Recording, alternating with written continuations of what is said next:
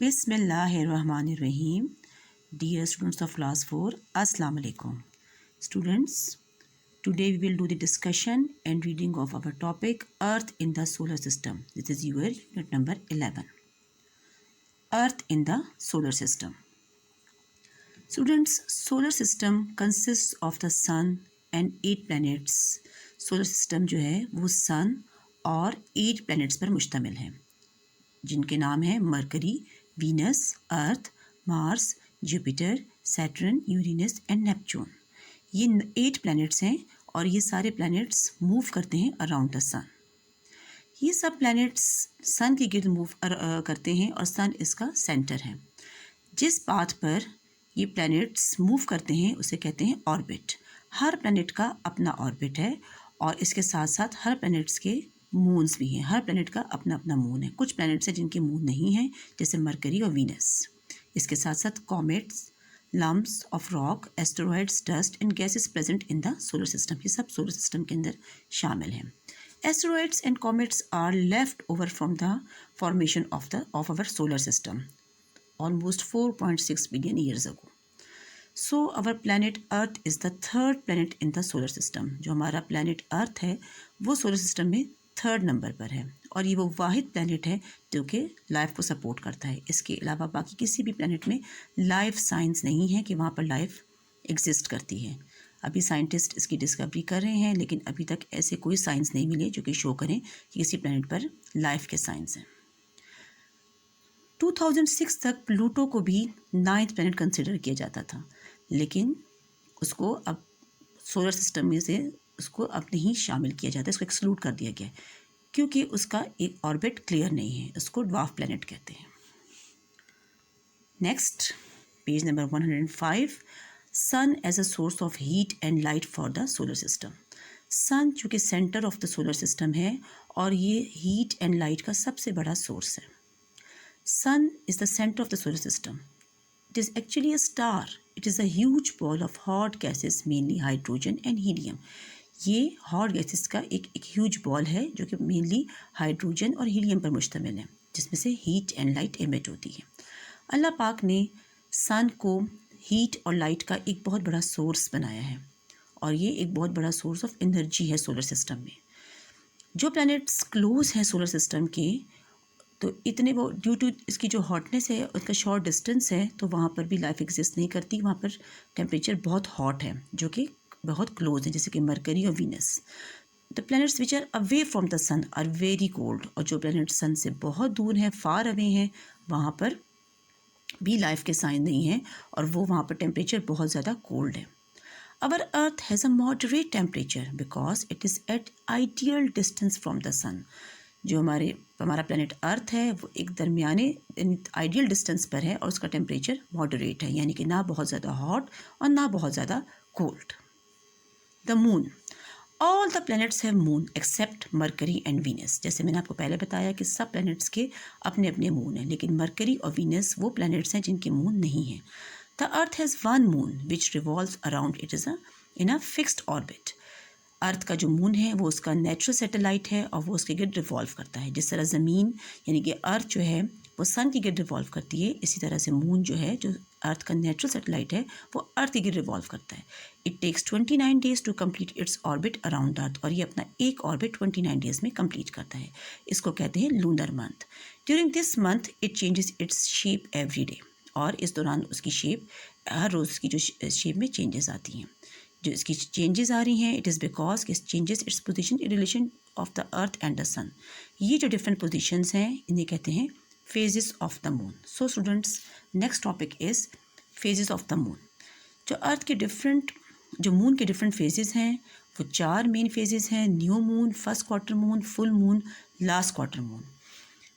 Students, आप इस diagram में देख रहे हैं, सबसे पहला है न्यू मून। जो फेस करता है moon towards, when the face of the moon towards earth is dark. इसमें आप देख रहे हैं कि डार्क है और bright side is away from the earth, और उसकी ब्राइट साइड है वो अर्थ से अवे है। इसे कहते हैं न्यू मून और ये लूनर मंथ का स्टार्ट होता है। लूनर मंथ इससे का आगाज़ न्यू मून से होता है। उसके बाद आप दूसरे उसमें देख रहे हैं डायग्राम में, तो सेकेंड है first quarter. First quarter moon क्या है? When half of the moon is illuminated, it is called the first quarter moon.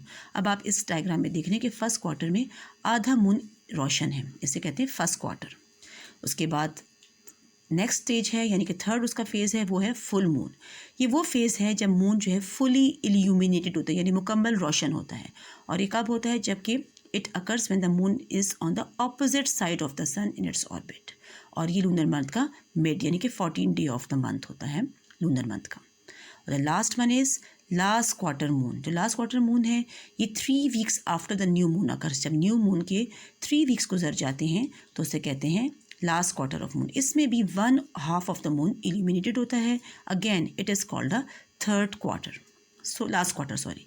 So new moon, first quarter, और जो है फिर है full moon and last quarter. ये 4 main phases of the moon है.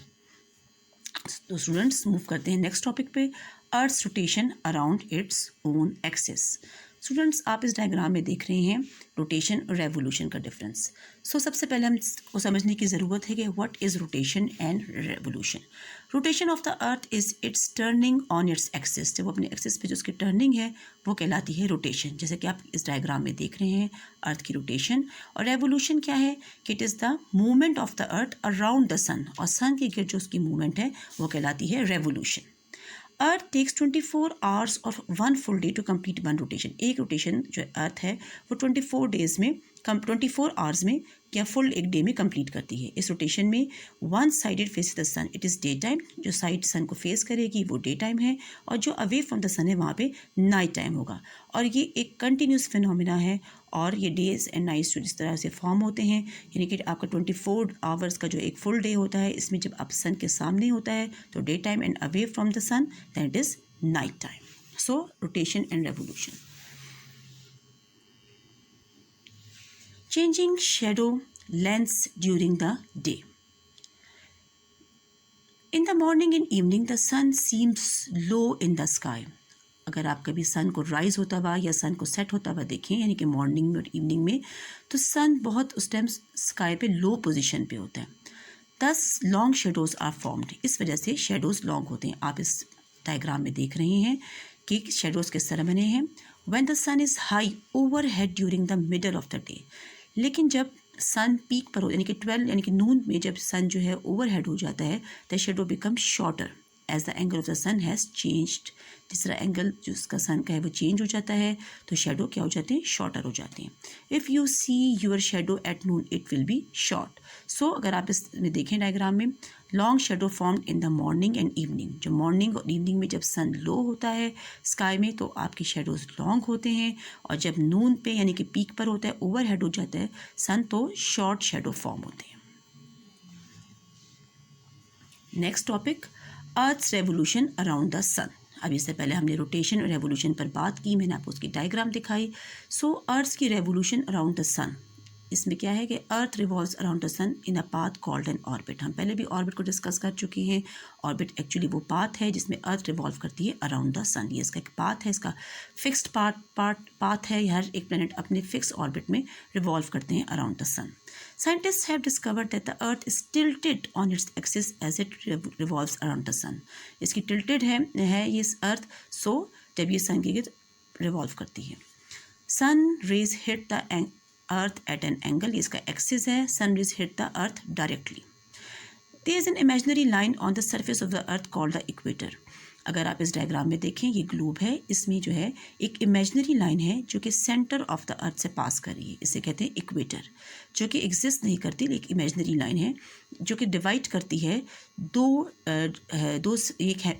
Earth is just like a sphere, एक sphere की form में. तो जब इसको हम इक्वेटर पास करता है सेंटर में से, तो ये इसको 2 हेमिस्फीयर्स में डिवाइड करती है जो कि इक्वल डिस्टेंस पे है नॉर्थ एंड साउथ पोल से. ये अर्थ को 2 हेमिस्फीयर्स में डिवाइड करती है, northern hemisphere and southern hemisphere. So ये यानी कि नॉर्थ पोल और साउथ पोल उसके 2 पोल्स हैं, और जो इक्वेटर है वो सेंटर में से पास करता है, और जो कि अर्थ को 2 हेमिस्फीयर्स में डिवाइड करता है. Seasons in northern and southern hemispheres. When it is summer in the northern hemisphere, it gets sunlight for a long time, so the days are long and the nights are short in summer. Seasons कैसे बनते हैं? Season जो है northern and summer hemisphere में अगर हम देखें, दो डिफरेंट ऑपोजिट पोल्स हैं हमारे पास। अगर नॉर्दर्न हेमिस्फेयर में समर होगा तो इट मीन्स कि उसको लॉन्ग टाइम के लिए सनलाइट मिलेगी। तो जब लॉन्ग टाइम के लिए सनलाइट होगी इट मीन्स कि डेज लॉन्ग हैं और नाइट्स शॉर्ट हैं। While the same time the southern hemisphere get sunlight for short duration. इस तरह से इसके ऑपोजिट सदर्न हेमिस्फेयर में क्या होगा, उसको सनलाइट बहुत थोड़े ड्यूरेशन के लिए मिलेगी। तो इसमें क्या होगा कि आपके पास डेज शॉर्ट हो जाएंगे और नाइट्स आपकी लॉन्ग हो जाएंगी। सो इसका ऑपोजिट जो है वो इसमें हमारे पास सदर्न हेमिस्फेयर में होता है। तो दोनों ये हेमिस्फेयर्स हैं और इन दोनों में ये ऑपोजिट जो है आपके पास जो है इसमें सीजन्स होते हैं।